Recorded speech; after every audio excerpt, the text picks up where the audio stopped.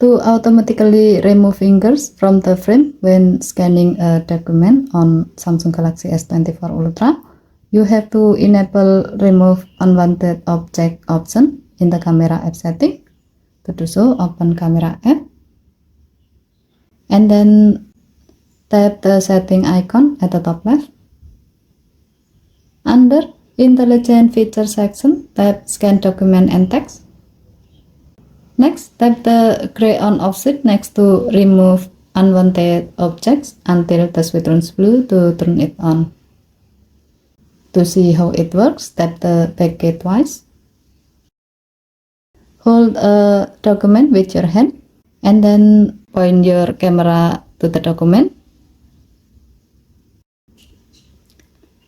Once the camera detects the document, tap the scan icon to start scanning.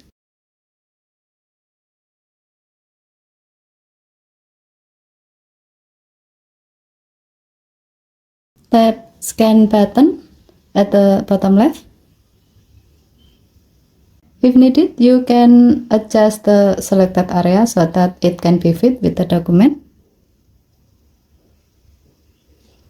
If you are happy with the result, tap Save to save the document. Now tap the document thumbnail to open it.